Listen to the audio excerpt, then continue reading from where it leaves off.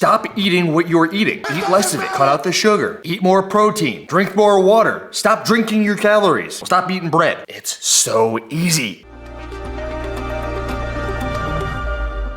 Yo, does your CrossFit gym have good trainers? It's something I put on Twitter the other day and I got a bunch of responses to it, and I'm going to go through each of those responses in just a second. But before we get there, I have a thought. I think in order to be considered good at anything, you have to be giving people something. That comes to when I'm making videos as well. I want people who watch my videos to be walking away with something. I think that when you are a coach, you should be having every single time somebody comes into your facility, is under your care as a trainer, they should be leaving having learned or taken something away from that hour or whatever you got them for. So I'm gonna give you something. It's something that I don't think I've seen on the internet. It's not something that I think I've seen put into practice, but it might be something that you do. Let me know if you do this, have done this, have heard this. I am a 33-year-old dude. Wow. I am 5'9".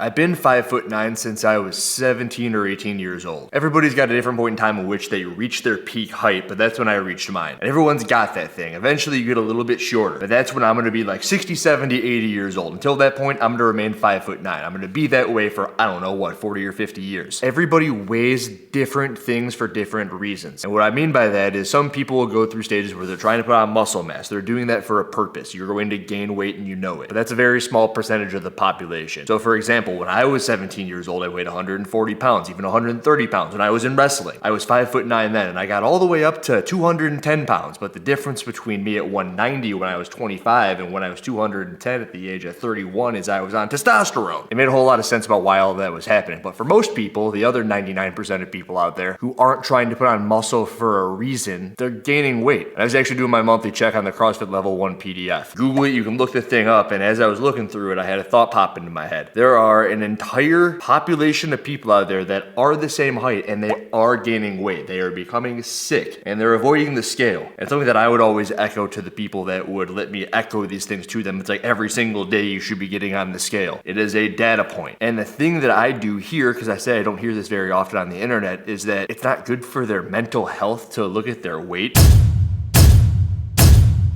Like, you know what's worse for your mental health? Freaking having a heart attack at the age of 50. That's worse for your mental health. It's worse for your actual health. Your sickness is going to be bad for the mental health of the people who care about you. And you're worried about not seeing the number on the scale when you're 25, 30, 35 years old? It's like, are you out of your freaking mind? It's almost like spending $200 to go out to eat every single night. And then when you wake up in the morning, you never check your bank account. And then 6 months later, you're completely out of money. You spent it all. And the reason you spent it all is because you never checked out your bank in the morning. You made $150 a day and then you spent $200 every night. You were going negative 50 every single day for 6 months, and then before you knew it, you were out of money. Oh well. And when it comes to gaining weight, everybody can see it and nobody says anything. It's like, hey dude, you really think you need to get that New York strip steak, that bottle of wine? I don't think you need that. I think you can go to the grocery store and make that yourself and save yourself some money. Tell me you have small legs. Everybody can see that you're gaining weight and nobody says anything. And when it comes to the trainer, it's legitimately your job to be telling people to do these things. You're basically the financial planner for this person. Stop going to the restaurant and buying the expensive steak and the bottle of wine and the shots of vodka. You don't need it.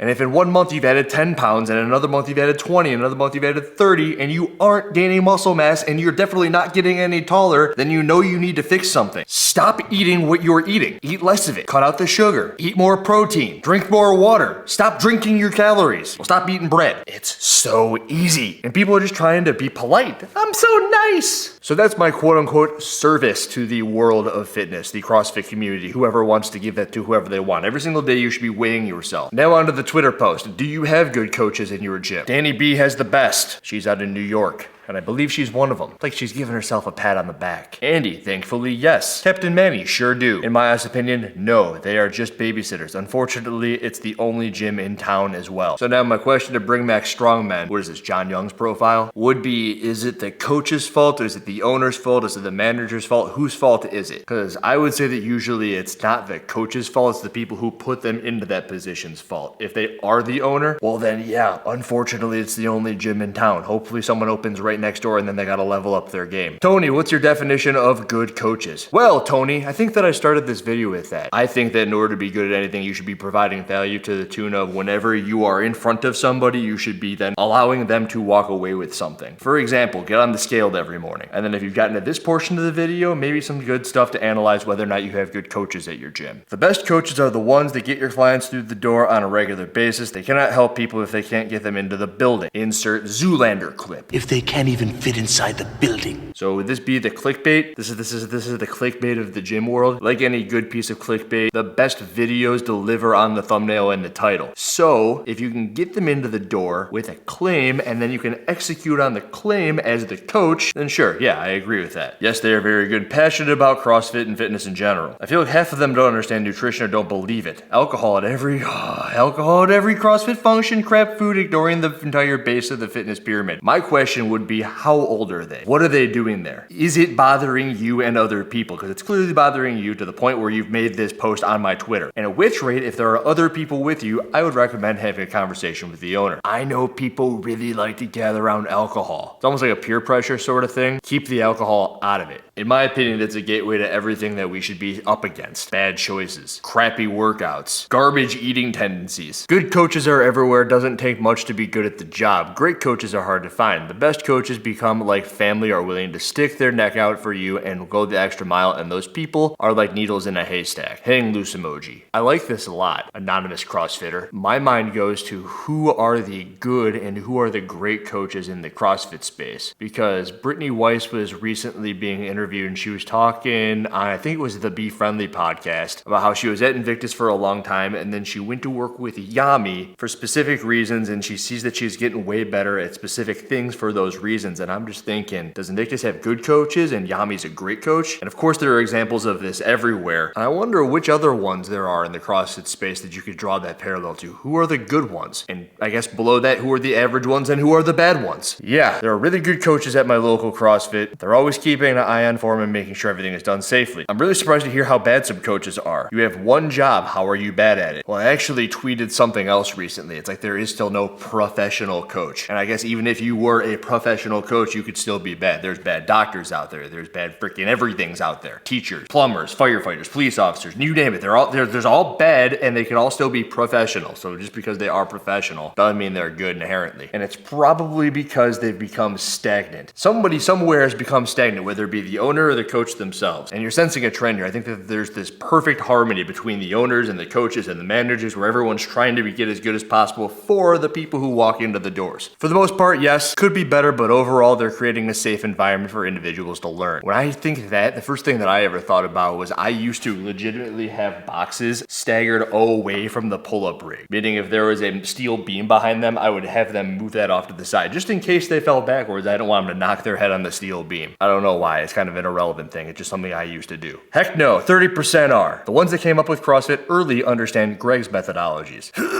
That hurt me. Others are new level 1 and even 2, can't perform any movements and continuously ask members to show classes how to perform those movements for them. Just glorified DJs who stand and cheer. So now that last part is entirely true. Like the glorified DJ thing, I used to make a joke that what did I do? It's like people say, Andrew, what do you do? Like, what are you a trainer? You're a CrossFit gym owner coach thing. Like, what do you do? And I'm like, ha ha ha, I'm 70% DJ. But everybody knew that I was joking and everybody laughed. But there are people out there that are just super DJs. They're always on their phone and they're on the Spotify Bluetooth and they're turning different stuff on. That's bad. If your coach looks at his phone, her phone, more than 3 freaking seconds during the hour that you're in that class, someone has the right to say something about it. If they're changing the song, every song, that's no good. If they're answering a text message or looking at their Instagram or doing anything other than like a brief look, put away, change the song, or anything that has to do with what's going on around you, someone has to say something. Now, the above part can't perform any of the movements. That's not necessarily important because if you go to the top, you even yourself mentioned Greg's methodologies. But Greg can't do ring muscle ups. I bet Greg can't do handstand push-ups. I bet Greg probably couldn't do a toes to bar. So now I think I see where you're going with this. Like the level 1 and level 2 aren't really cutting it, but the way that you gave an example there, I don't think really worked all that well. Just good. Some good, some bad. All right then. The head coach at my gym is incredible. And that's an interesting way of saying that maybe the rest of them are not. I like this. How do you define good? I've defined that at least twice at this point. I think Tony asked that as well. well at the beginning of the video. Chris Godfrey, yes sir. CrossFit Eclipse, been there a year and seeing significant strength gain, faster movement, and nutrition help. That last part's important. Nutrition help. Cool, that's great. David Logic, I hope so. Doesn't even know. Maybe this video will give you some clarity on that. David Francis, I think so. Very few injuries, continual progress. How do you like to measure? If you feel like you haven't learned anything in X amount of time, if you can't just think,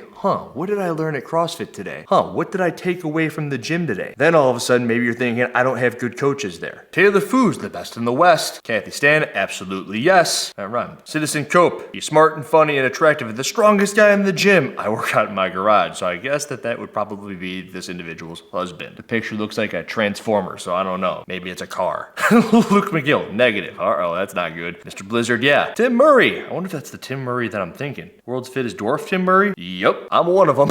So yeah. Yes, I'm the coach.